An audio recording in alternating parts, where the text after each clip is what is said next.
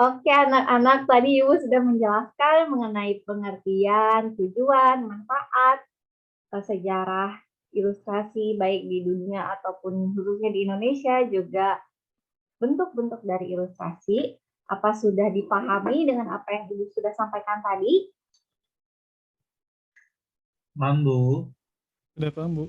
Oke, bagus anak-anak. Jadi sekarang Ibu mau ngasih nih pertanyaan.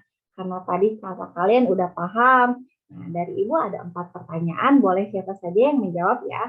Jadi dari pertanyaan pertama nih, kan tadi Ibu menjelaskan bentuk-bentuk dari ilustrasi, jenis-jenisnya.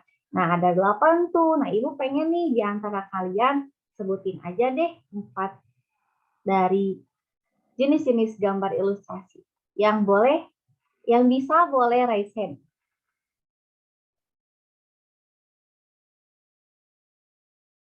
Oke, silakan Farhan.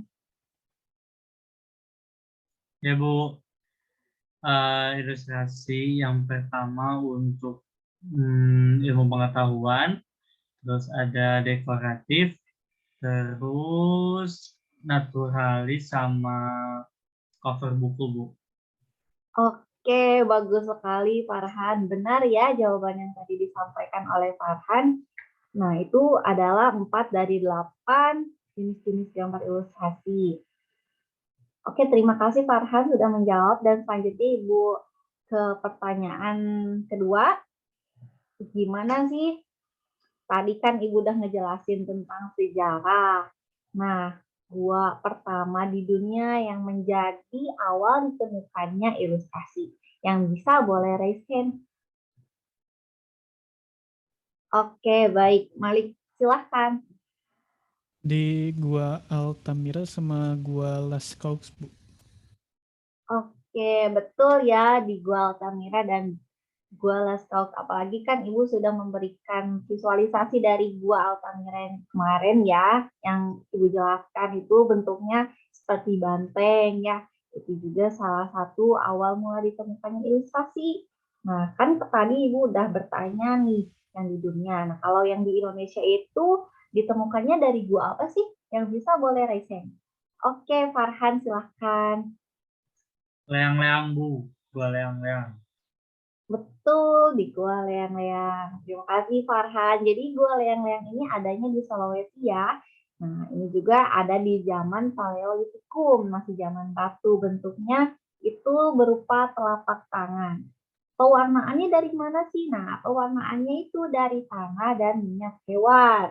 Makanya bisa terbentuk telapak tangan jelas. Walaupun yang sekarang itu bukan original banget ya, bayang udah lama banget, tapi hasilnya masih realistis kayak gitu, pasti agak kurang masuk logika. Nah, itu yang ada di Gua Leang-Leang masih diadakan, tapi ada sedikit tambahan atau misalnya diperjelas lagi sama pengurus yang ada di Gua Leang-Leang tersebut. Oke, untuk terakhir nih pertanyaan keempat, ada yang ingat gak sih tujuan dari ilustrasi itu dibuat untuk apa? Boleh? Oke, silakan Malik Ibrahim. Tujuan ilustrasi itu buat memperjelas, memperkuat arti, terus memperkaya sebuah teks atau cerita yang dimaksud biar mudah dipahami sama penggunanya atau pembacanya gitu, Bu. Oke, betul sekali apa yang sudah dikatakan oleh Malik. Jadi ilustrasi itu banyak ya tujuannya. Tapi intinya itu untuk memperjelas suatu cerita atau informasi yang disampaikan. Jadi biar audiens yang melihatnya itu langsung, oh maksud yang disampaikannya dapat dicerna dengan baik. Nah, kan udah nih tadi 4 pertanyaan dari Ibu. Terima kasih kepada anak-anak yang udah memahami dan mengingat materi yang sudah Ibu sampaikan mengenai ilustrasi. Nah, di sini Ibu mau memberi kesempatan dengan 2 pertanyaan, terserah nih dari siapa aja, cepat-cepat aja. Jadi dipersilakan yang mau bertanya mengenai ilustrasi. Oke, siapa dulu nih ya? Oke, Farhan dulu nih yang Resign duluan. Ya Bu, Bu kan udah dengar tentang sejarah ilustrasi ini gitu ya Bu. Tapi pengen tahu kenapa rata-rata penemuan pertamanya itu ilustrasi itu di gua Bu. Oke, pertanyaan yang bagus ya Farhan. Terima kasih Ibu izin menjawab. Seperti yang udah dijelaskan juga kan, tujuan dari ilustrasi memperjelas informasi yang ada baik secara tekstual ataupun naskah ya. Nah, itu kan pada zaman dulu, apalagi yang kita tahu zaman yang di Indonesia nih kan tadi zaman Paleolitikum masih zaman batu. Belum ada yang namanya pensil atau kertas ataupun misalnya pewarna lainnya. Nah, kertas kan seperti yang kita ketahui itu baru ada 105 sebelum Masehi ya, sejarah awal-awal kertas. Sedangkan pada gua ini jauh dari penemuan kertas ini, beribu-ribu sebelum Masehi. Nah, orang-orang dulu tuh pengen biar kayak saling mengetahui informasi dan berkomunikasi lewat selain lewat bahasa atau bicara seperti kita ini ya. Nah, mereka tuh ingin ngasih tahu nih kalau misalnya kita sudah melakukan atau melalui suatu kejadian atau misalnya kita sudah melakukan perang, nah ingin diabadikan istilahnya. Nah, itu lewat ukiran yang ada di gua atau di batu. Tapi kan mereka itu emang nggak ada yang namanya alat, jadi penggunaannya masih batu. Bisa kayak tadi yang di gua leang-leang dicetak pewarnaannya melalui tanah dengan minyak hewan ataupun dipahat di batunya. Jadi itu kayak biar orang-orang selanjutnya setelah dia yang ada di gua itu tahu kejadian di gua itu, oh kayak gitu pada zaman itu teh. Kayak misalnya yang kita ketahui di piramid juga kan suka ada tuh ilustrasi yang gambar eh, Ratu Cleopatra yang gitu-gitu. Nah, itu juga termasuk ilustrasi, tapi bedanya kan bukan di gua, walaupun ada pun ada yang di gua juga. Nah, itu buat ngasih tahu informasi ke orang-orang yang terutama nih buat yang dari masa depan untuk masa depan maksudnya. Kan pasti perlu yang namanya sejarah pada masa itu. Makanya kenapa disebut sejarah ilustrasi awal karena memang pada awalnya itu dari zaman prasejarah yang mana kebanyakan adanya di gua-gua tuh Farhan. Apakah penjelasan Ibu cukup atau ada yang kurang dimengerti? Cukup Bu. Oke, terima kasih ya Farhan, pertanyaannya sudah bagus sekali.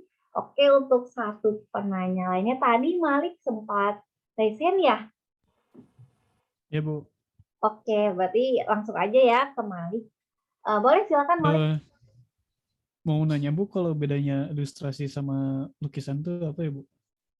Oke, pertanyaan yang bagus juga nih. Kan tadi kita menjawab pertanyaan yang Farhan nih, ada singgungannya tentang gua. Itu juga bisa disebut dengan lukisan. Tapi apa sih bedanya? Jadi lukisan sama ilustrasi itu istilahnya serupa tapi tak sama. Ilustrasi ini tuh diperuntukkan sebagai tambahan informasi dalam bentuk gambar pada suatu tulisan. Jadi lebih ke informasinya ya di garis bawahi. Nah, kalau lukisan itu lebih ke bebas, lebih ke gimana suasana hati seorang senimannya, baik itu mau bersifatnya ilustratif atau misalnya naturalis ataupun kubisme atau yang lainnya. Nah, jadi intinya suatu lukisan juga bisa bersifat ilustratif ataupun ilustrasi juga bisa bergaya atau diambil dari sebuah lukisan. Intinya sih sama, tapi nggak sama juga. Maksudnya punya tujuan masing-masing tapi dikemasnya dalam bentuk visualisasi berwarna ataupun dengan tambahan bentuk yang menarik. Sama-sama punya tujuannya untuk menarik perhatian. Tapi tujuan khusus dari ilustrasi itu untuk memberikan informasi. Kalau lukisan lebih ke ekspresi diri. Seperti itu, Malik. Apa sudah jelas? Sudah jelas, Bu. Oke, karena sesi hari ini dicukupkan, Terima kasih anak-anak. Jadi nanti Ibu akan ngasih tugas juga nih di Classroom. Boleh dicek ya. Nanti Ibu kasih 5 menit lagi. Dan pengerjaannya itu lama kok, 3 hari. Dan nggak susah sih tugas dari Ibu berupa PG dan esai. Jangan lupa dikerjakan ya. Terima kasih hari ini sudah menjawab pertanyaan Ibu dan bertanya juga.